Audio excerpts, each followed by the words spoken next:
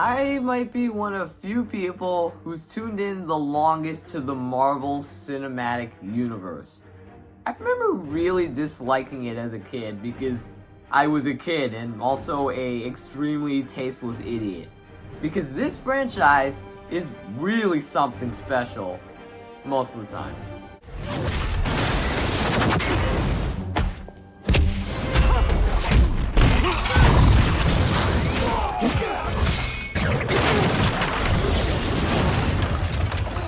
Yeah, I know they've started becoming more hit and miss in recent years, but I still like it for its action, characters, and even its sometimes developed storytelling. If Disney would just let Marvel to their own devices, I think the MCU would still remain a massive success like it was in the old days. But as is, I'm still gonna tune into this big universe in case a few masterpieces slip in. I was originally planning to make 2 separate videos for both the Infinity and the Multiverse sagas, but then I thought maybe to make time less consuming, I would make one big video for all the MCU movies released so far. Well, here we are. That's why we're here today. Couple things I should mention beforehand. This ranking only includes the 32 films from phases 1 through 5. I'm not including any of the shows or the specials because too much MCU is too much wasted time. But here's where they'd go if they did count. Another thing I want to say is that making this ranking was kind of a challenge because some are more highly praised than others. A couple are bad, some are okay, and a lot are very good. So if you have a strong agreement or disagreement with some of my spots, please keep your happiness to yourself or leave your dislike by the door. With that said, we're just gonna get started. Why don't we just dive right in? Endless trash! Okay, before I tell you which movie is in last place, I just want to say that not all of the MCU movies turned out horrendous or just plain bad. Mostly they just range from fine to really good. But the one MCU film that I and my family consider to be Marvel's worst film ever is Eternals. Most people will already agree, it sucked, plain and simple. I can certainly appreciate its ambitions and some of the characters' quirky personality traits, but for the most part it was just a complete mess. First of all, there's way too many characters, and the movie never takes the time to flesh them out as well as they could have been, meaning they don't have any real meaning or significance. I understand that the cast needed to be this big because they're all part of a huge group, but when you got such a large cast of characters, it's hard to keep track of any of them. It also tries to tell such a big story with such a nonsensical series of twists and reveals, and once again, there's way too much unpacked, and nothing about it feels engaging or has that much weight. There's so many plot points and characters that pile up and take you out of the movie entirely, because you never get the chance to understand why these events matter or why certain members are relevant to the story. So while there are certainly some entertainment value to be found, the story is too messy, there's too many characters, the message is too muddled. It's just a big failure of a film. Thankfully though, this is the only bad one in the bunch, so let's talk about the movies that are just okay.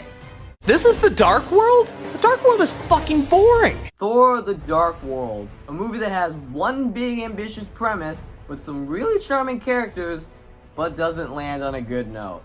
It's not like the movie's trying to fail itself, it just doesn't work. There's so many elements that it tries to tackle, but never slows down and chooses one or the other to do well with. The story is very simple and isn't super ambitious or busy, but it's so weirdly confusing that it's hard to get invested in anything at all.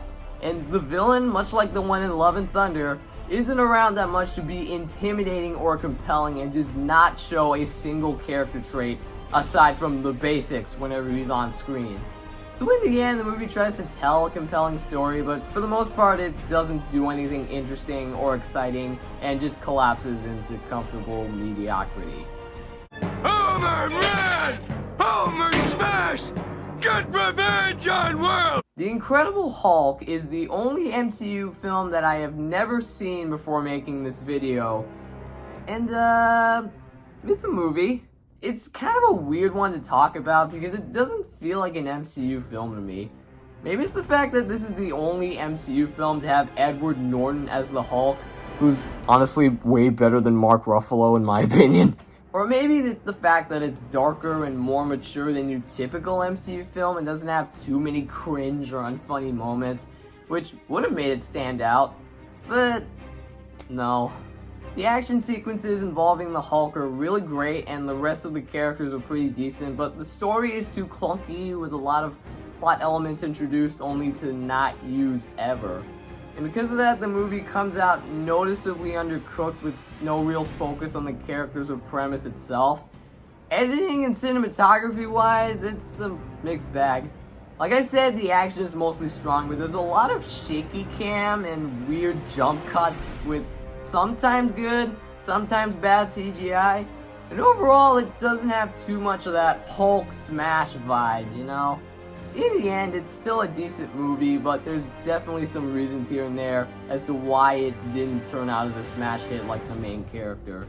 If you like the movie, good for you. But for me, I like it, but not a lot. I don't like it. That's funny, I guess. Isn't that so funny? Aren't you laughing so fucking hard right now? Thor Love and Thunder isn't awful, but it's also not that good.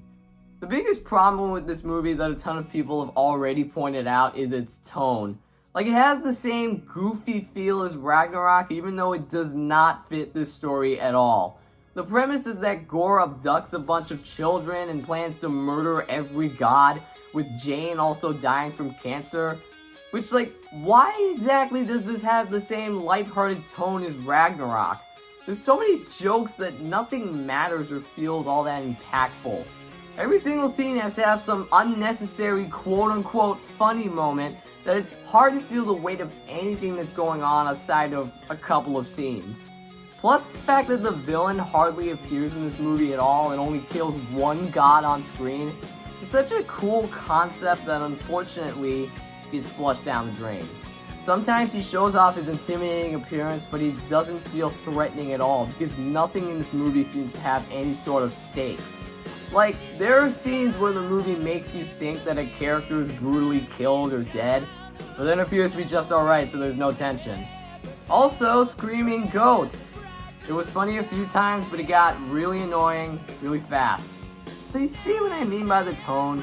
It genuinely feels like someone was trying to emulate the same humor as Thor Ragnarok, while not hitting the same marks and making this movie not much of a home run like that other movie.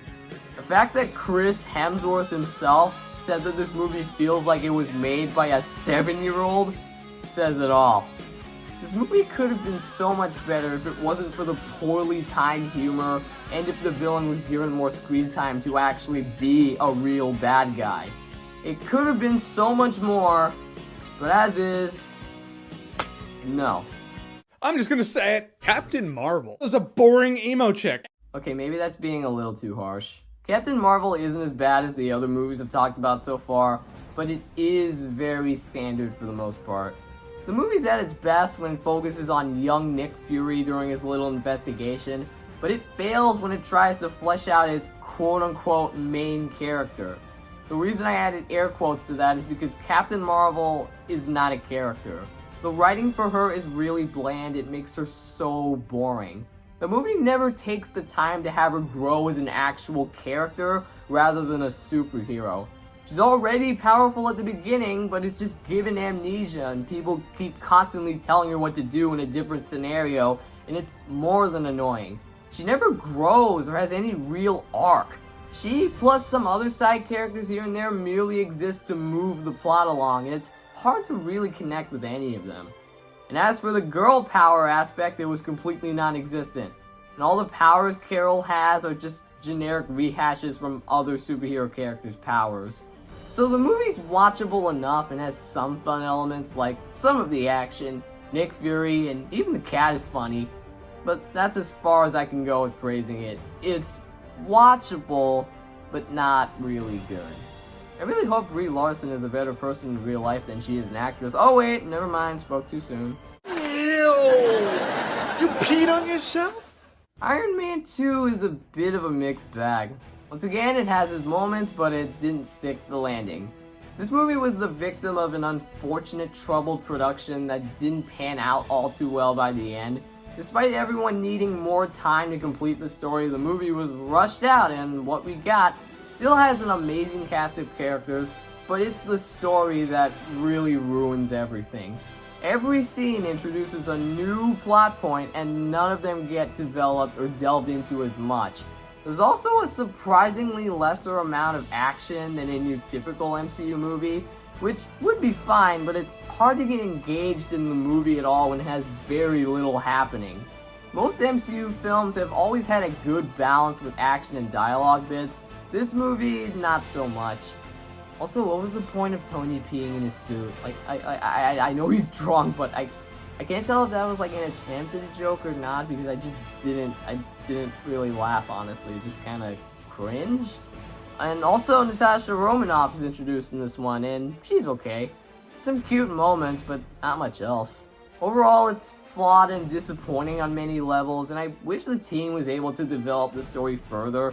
It's frustrating too, because there's a good outline, it just came out really half-baked and underwhelming. Kinda reminds me of another Disney movie that was rushed out just for the sake of making money. No, God! So now I'm a widow. I mean, I've always been a black widow, but now I'm a black widow. Black Widow, a prequel released at a terrible time after the character had already died in Phase 3, and it was designed to kick off Phase 4. Wait, what? Yeah, this movie's production makes no sense, and the fact that it came out so recently is very weird. It very much feels more like a Phase 3 leftover than a Kickstarter to this new and aggressively mid-phase. With that said, I certainly did enjoy quite a lot about it. It's a really charming spy film with some nice messages and themes about family, and overall the film did work well with establishing Black Widow's sister as a new entry, and while I certainly like some aspects of the film, the action felt like a little too much, and especially the climax, which went way too over the top and felt super cartoonish. Plus, I thought some parts dragged on a bit too long. Like, once the Romanoff family is reunited, it did feel like they had their house a little too long, and it messes with the pacing a little bit. So yeah, there are definitely some flaws here and there, as you expect in a Phase 4 product. But despite its problems, it's otherwise decent for what it is, and it manages to set up potential future stories for the MCU. Not bad in spite of some obvious shortcomings here and there. This thing that you do when you whip your hair when you're fighting with the arm and the hair, and you do like a fighting pose. As if you're...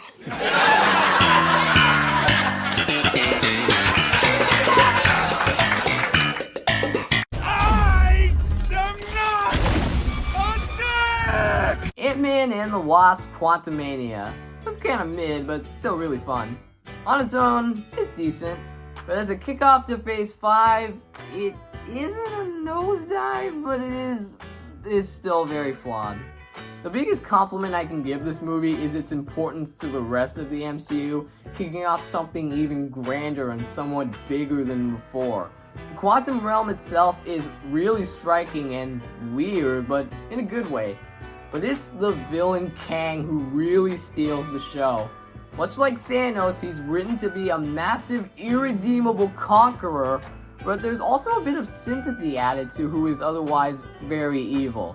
In general, this movie has a ton of little bits and details hinting at what's to come next, which I think is neat. However, this movie does suffer from a lot of tonal problems. The Ant-Man series has always been funny and corny, but when it has such a merciless villain in its hands, it can't decide if it wants to be a lighthearted comedy or a dark, scary drama. It's nowhere near Thor Love and Thunder levels of bad, but some scenes didn't fit the tone it was supposed to have. I also think the pacing drags in the middle, with a lot of the characters given practically nothing to do this time. Aside from Scott and his daughter, Hope, Janet, Hank are just kinda hanging out. Even MODOK added nothing and just felt like he was thrown in to make big head baby limbs jokes, which is weird, but still got a few chuckles out of me. Also, why did they just abandon all the side characters from the first two movies? It doesn't make sense. I loved them all! So, yeah, there's definitely some things here and there that keep this one back from being as good as the first two Ant-Mans. That's not to say it's bad, I still had fun with it. I just think it could have been a little better. Though you gotta admit, it is a much better movie that takes place in a strange world than Strange World. It was less boring, the adventure wasn't super repetitive and played out, and it has this line. My name is Darren, and I am not a dick! Just so funny. Like my sister and I quote that line all the time. Okay, so this is like way after I just got done with recording my lines, but very recently I just got the actual book from the movie. If this isn't the best thing to ever exist, I don't know what is. Avengers Age of Ultron was okay.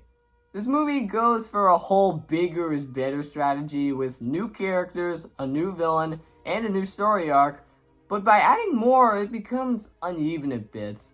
Perhaps the movie's biggest struggle... Oh dang. Perhaps the movie's biggest struggle is the story. It flies through plot lines so quickly that it forgets to explain why these plot lines are happening the way they do. It starts to become unclear what people's actions are intended to do and why. I find the villain to be a little boring with a very basic plan and motivation. So the movie is very muddled with a lot of interesting ideas, but again comes out undercooked as a result. It's still enjoyable and a lot of the action is pretty strong, especially in that panning shot during the final battle. Like, that's what I call a robot riot.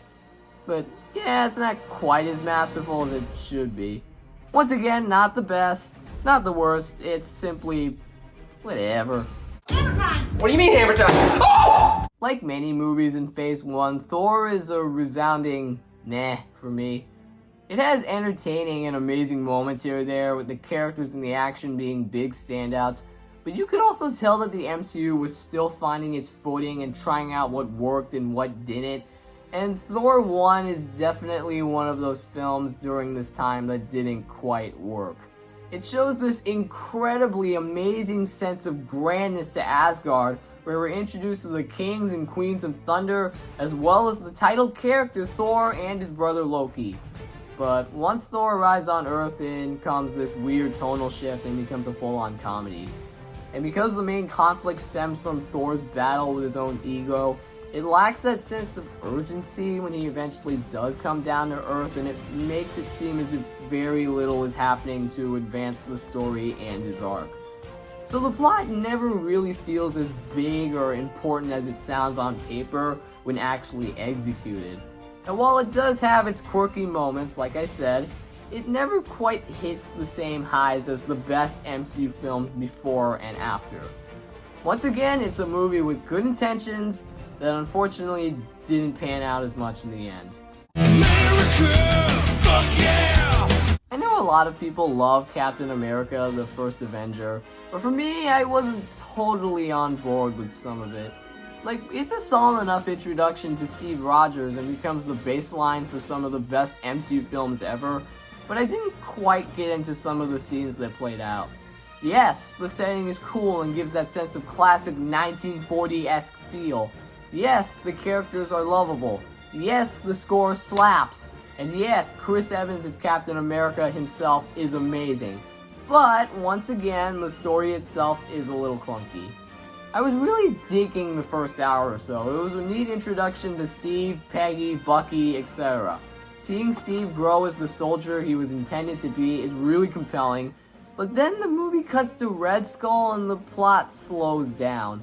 There's no sense of urgency or danger the characters have to overcome, which is weird and kind of frustrating because a movie about a soldier fighting in World War II could have been so much better. It's great when it comes in, but it's at that point the movie is almost over because they need a big finale. It's still a decent movie and I did enjoy some of it, but the film as a whole is a little uneven. Not a super great film, but I do at least give it credit for giving us one of the best comic book heroes ever, as well as starting Chris Evans' road into the realm of film media. So, at least that's something. No, you f***ing idiot! It was me the whole time! While being a huge improvement over the second film, Iron Man 3 still feels a little clunky. This is another film that ran into some production issues. It was originally designed to close out Tony Stark's arc, but because of some sort of rearrangement, they abandoned several plot points by the time Age of Ultron came around, which is understandable since you definitely don't want to rush his arc by the time Endgame comes around. But at the same time, it makes the existence of this movie kind of pointless. And of course, that whole Mandarin twist was so poorly received that they had to revise the entire thing by the time Shang-Chi was released. So yeah, that stuff was bad. With that said, the movie still manages to work as its own action-packed twist reveal movie. The dialogue is pretty solid and the action is still very strong, and it takes Tony's character into a whole new place after the first Avengers. So it's nice that there's a sense of build-up. So if you can forget the Mandarin twist and clunky rearranged plot points the movie tries to juggle, it's still a really well-directed movie with a lot of stuff to still enjoy and unpack, but it's also got a lot of other stuff holding it back from being actually good. Still, I appreciate that they took a risk and the effort it took into crafting it. It didn't quite pan out in the end, but it's still passable. It's not one of the all-time best. Doctor Strange and the Multiverse of Madness, a movie that sadly didn't quite live up to its crazy premise.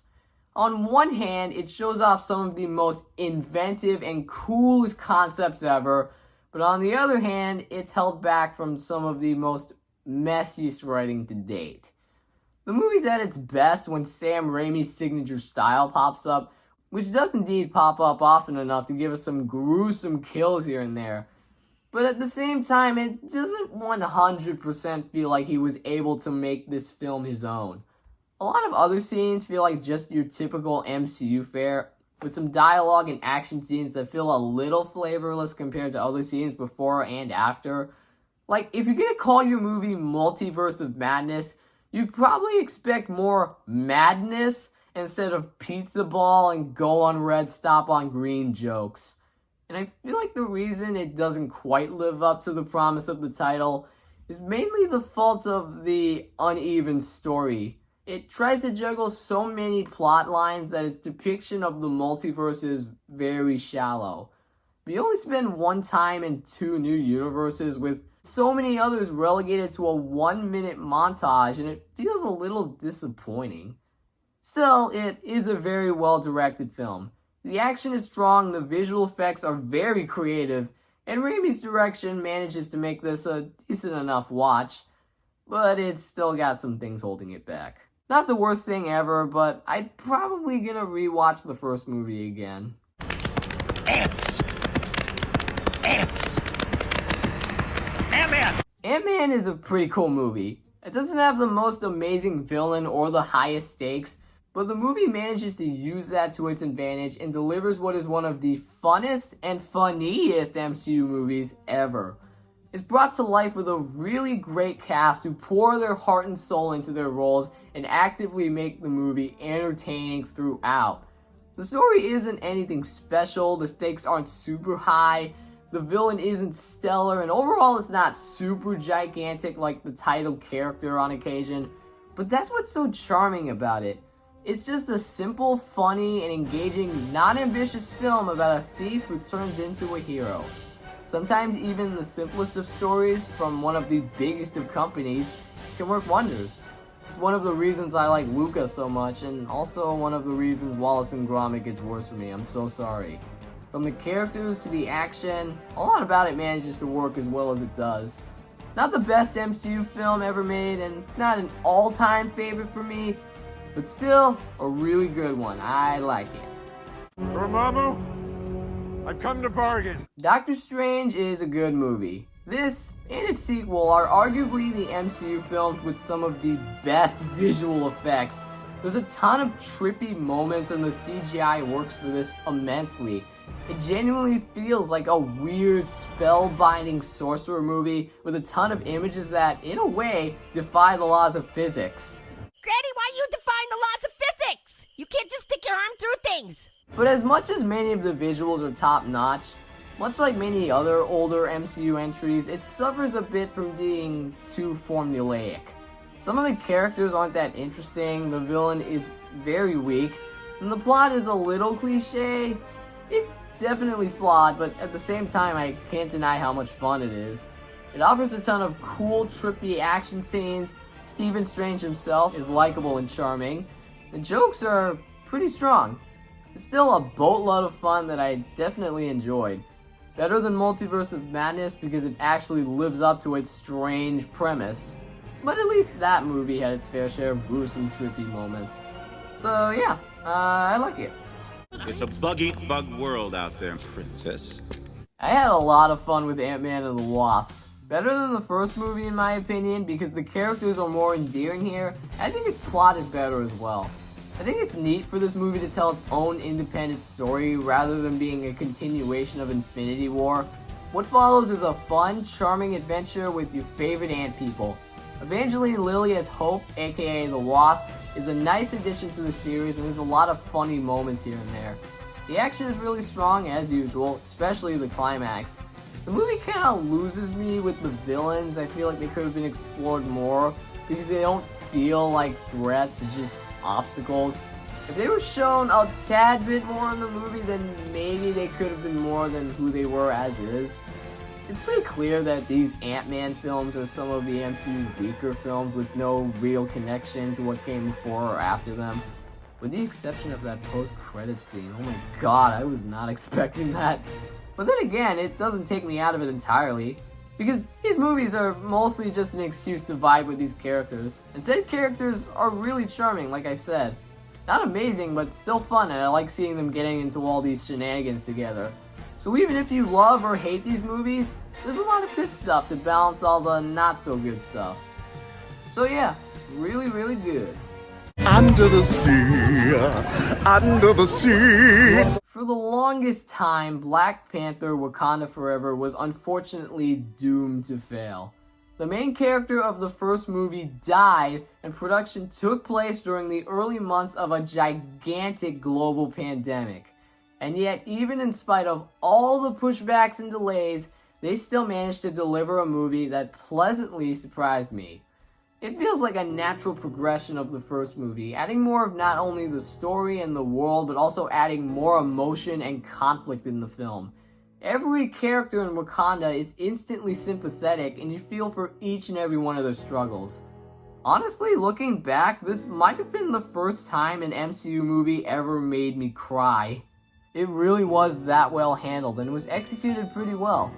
The movie is held back a little bit, just simply because of the fact that it's too long, with some characters not really given that much to do, and kind of getting shafted on as the movie continued. Plus, there are some sequences, particularly in the underwater world, where the colors are hilariously drowned out. There's no real sense of wonder or beauty in scenes like this, and it loses me on what is otherwise a really good movie, with a lot of clear heart and passion behind it. It's not perfect, but after a rocky 2.5 years of mostly mediocrity, it's definitely one of the best ones. And as a tribute to Chadwick, yeah, it's pretty cool. On a dark desert highway, cool wind in my hair. Shang-Chi and the Legend of the Ten Rings is another solid hit for Phase 4, and I did indeed enjoy a lot about it. This movie delivers some of the most amazing action sequences the MCU has ever had, from the bus brawl to the balcony fight to the car chase to the entirety of the final battle, where it indeed goes super over the top and is paid off masterfully. It offers a variety of different styles from other Asian martial arts films that make it super creative and inventive. But what holds it all together is the villain, and the villain is amazing. I love how he isn't a one-dimensional monster, and while he's misguided in some areas, his motivations are still clear and are driven over love, as seen in several flashbacks of the main character's childhood. The story is also pretty tight in this one. giving us tons of interesting details on the family conflicts, and it's really cool to see unfold. I thought it was mostly well handled, and some of it kinda got to me. Unfortunately, this movie is held back a bit through some typical MCU fare, relying somewhat on a huge, ambitious but clunky scale and sometimes misplaced humor.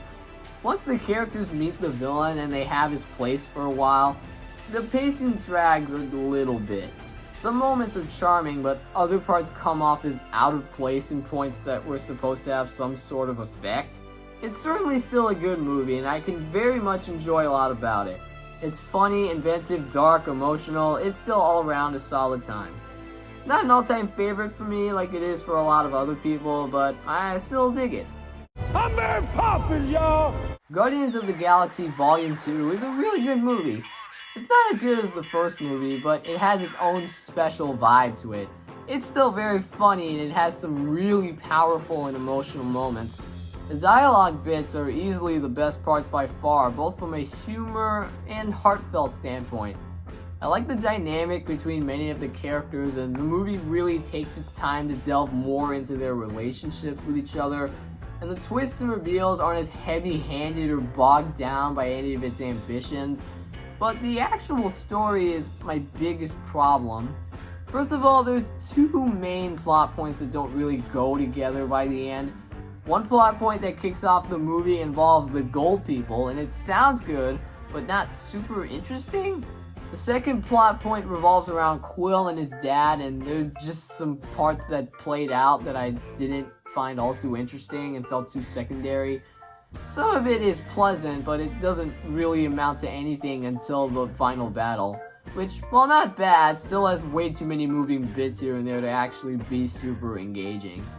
So there are some bits in the story that feel a little too contrived and small scale that doesn't really fit in a few areas, but the characters are still charming, the humor is good, the action is stellar.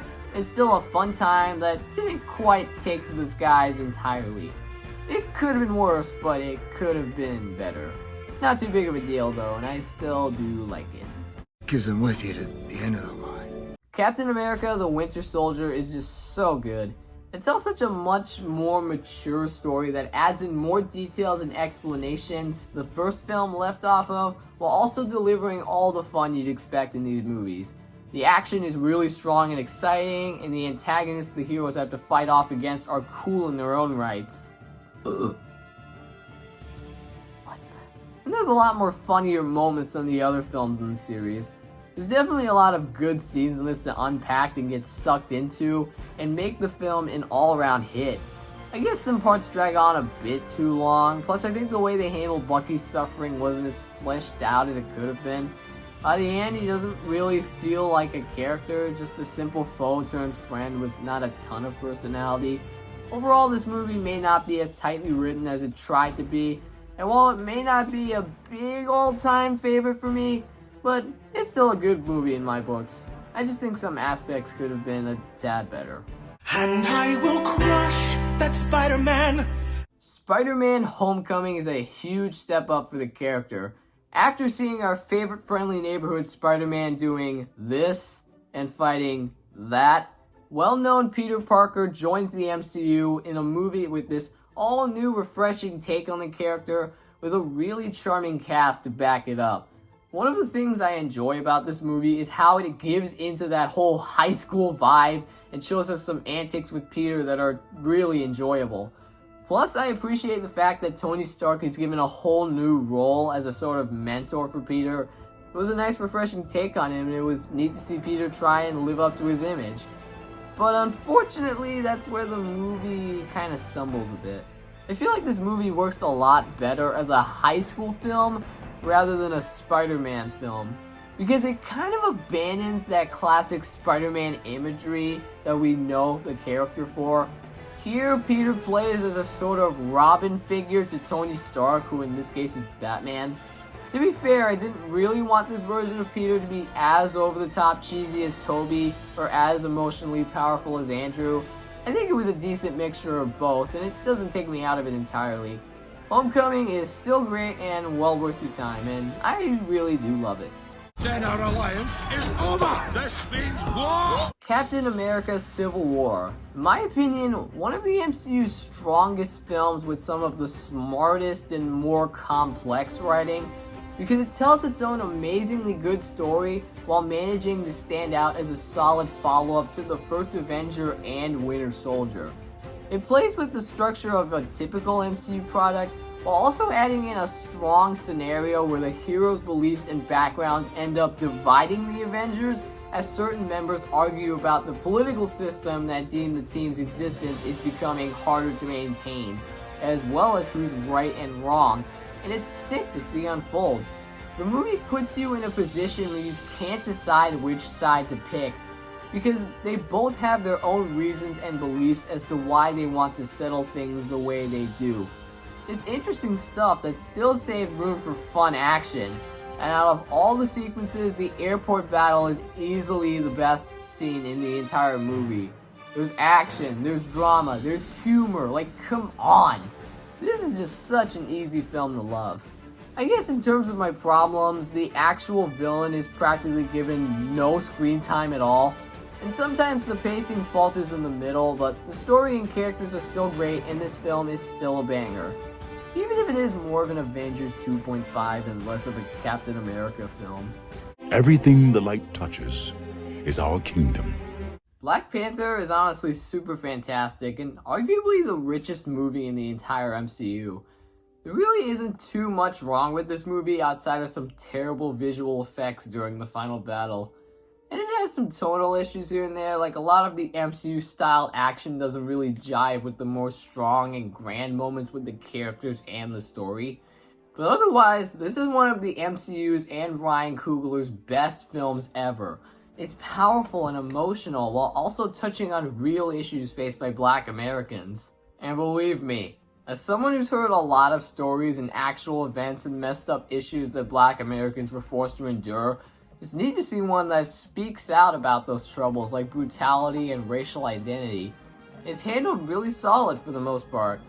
Like I said, it's still technically an MCU product, but on top of its hidden messages, the score delivered by Ludwig Göransson is masterful. The action is solid, mostly. The characters are still amazing. The overall wonders and dangers the city of Wakanda brings is top notch. And there's many scenes here and there that really carry a lot of nuance and weight, and it's more than compelling to watch unpack. It's so easy to see why this movie became such an impactful phenomenon to many around the globe. One of the most mature and artistic things to ever come out of the MCU. It's great, you know it's great, it's Black Panther, man. What else is there to say? What are those? Hilarious and original. Come and get your love. Come and get your. Oh, yeah. So he's an idiot. Yeah. The first Guardians of the Galaxy is one of those movies that I have the most fun with. One of the funniest MCU films ever, giving us tons of great comedic moments and hilarious gags. The dialogue and delivery feel like part of James Gunn's vision, and the jokes are consistently funny and distinct from other MCU films. Plus, the pop songs are extremely catchy and continue to keep me engaged throughout. It's also a movie that was made with genuine heart and soul poured into it. And despite the goofy tone it goes for, nothing about it feels forced and its emotional moments manage to hit. The story is allowed to focus on these broken characters who all have some sort of sad or tragic past and have them grow, move beyond the past and become better people and form this alliance to protect the galaxy. A lot of it is really heartfelt and you feel for each of the characters and their struggles. And the movie absolutely knows how to remain effective and emotional while also being funny and entertaining, which again, doesn't feel forced at all. This is such a hard film to hate, and one of those MCU films that I could picture anyone, including myself, watching again.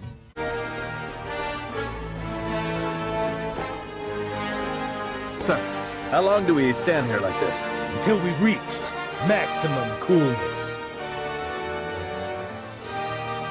There it is. I'm it's hard to hate the Avengers. This is a movie that cracked the code on how to build a crossover team-up film that works really well. It's cool seeing all these characters from Phase 1 finally come together for the payoff of this fantastic crossover. And it all builds up to a sensational climax where each character gets their own moment in the spotlight that manages to leave you with a big smile at the end. And while we've gotten many other crossover movies since the release of this film that have become bigger and more ambitious, there's still something special about the main original before it all. And to this day, it's still amazing 11 years later watching what they were able to accomplish back then. The score is solid, the action is strong, the cast of characters are compelling and entertaining, the villain is decent, it's all a fantastic time. It's also the movie that gave us this scene. And I will not be bullied by that.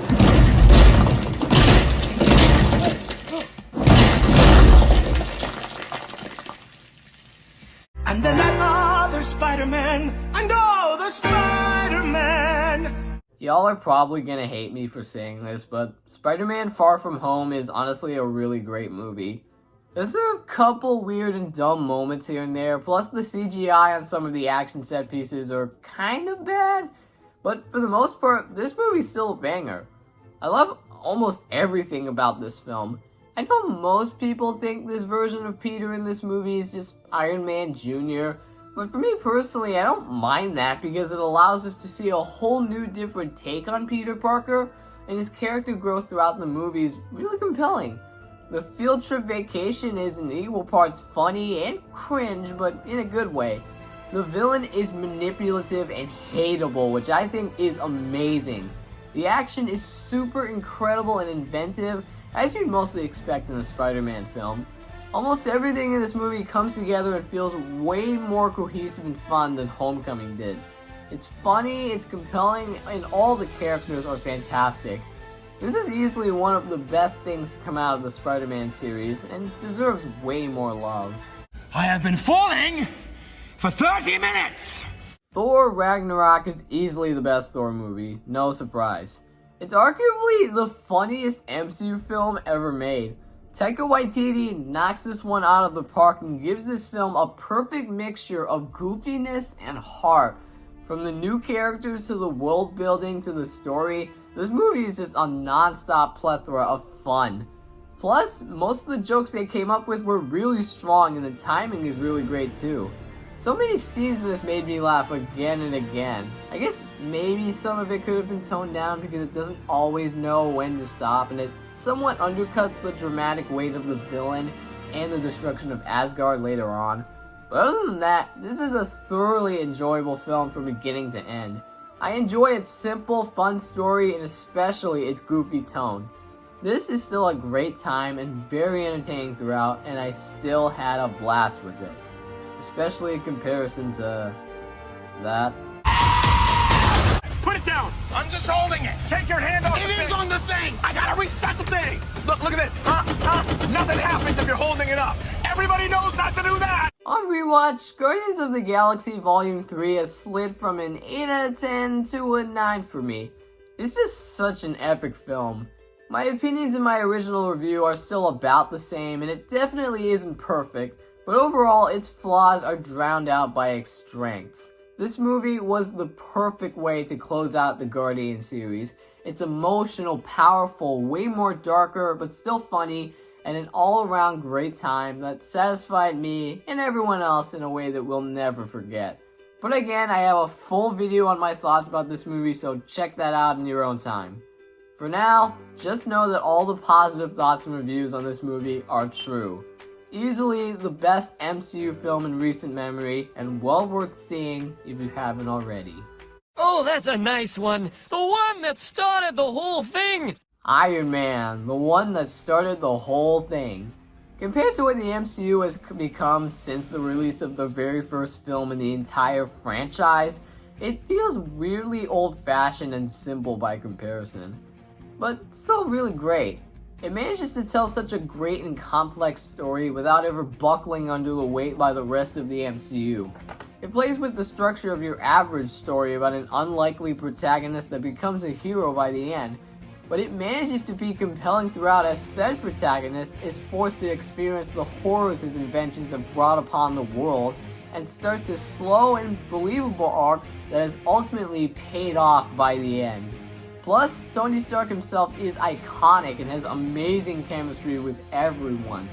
The movie as a whole doesn't quite have the same rich or emotional moments like later MCU products, which is probably why it's slightly been overshadowed by the rest of their library, but that's weirdly one of the reasons it stands out from the pack.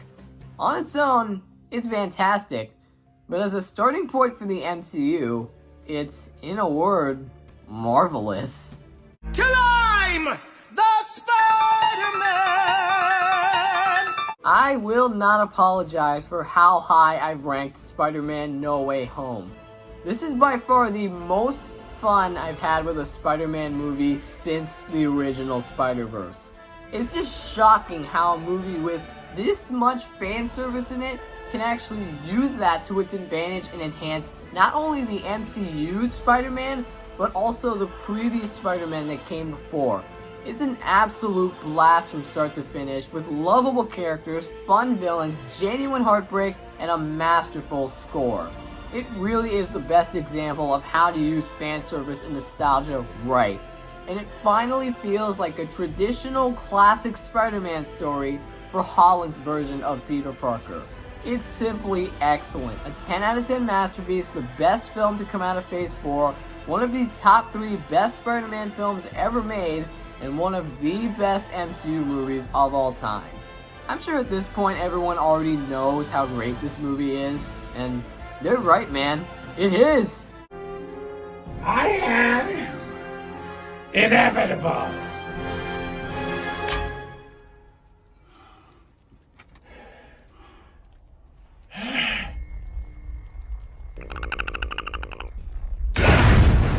Avengers Endgame is a really great movie. It's honestly miraculous how good it turned out. Like, this was part 2 of the best MCU film ever, and it could have easily turned into a massive disappointment, but instead they went ahead and made a smash hit.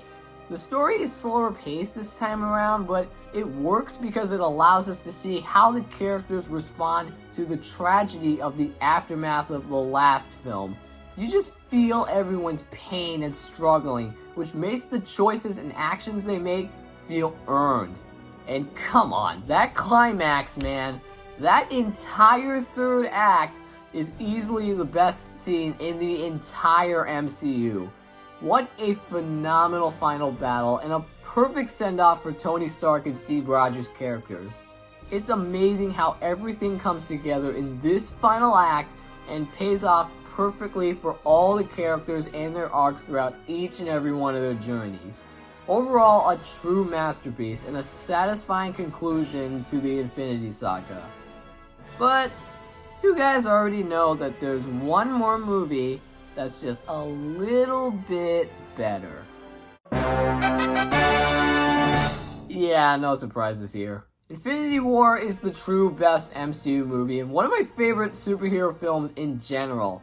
After an entire decade of build-up and character growth, this movie lived up to all the hype and delivered a fast-paced, expertly written, dramatic, absolute masterpiece of a film. There's laughs, there's emotions, there's action. It's super fun to see everything come together and witness all the characters we've known band together to fight the final boss. The villain himself, Thanos, is a goddamn sociopath that you want to see defeated. And yet at the same time, he's also very sympathetic and three-dimensional, which is not what you'd expect from your typical MCU villain. And it all builds up to one of the most heart-wrenching and gut-punching cliffhanger endings, and perhaps more specifically, one of the best payoffs in the franchise. I only have good things to say about this movie. You guys already know why it's a masterpiece.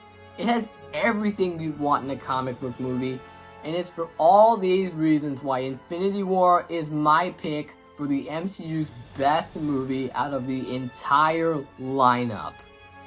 You should have gone for the head.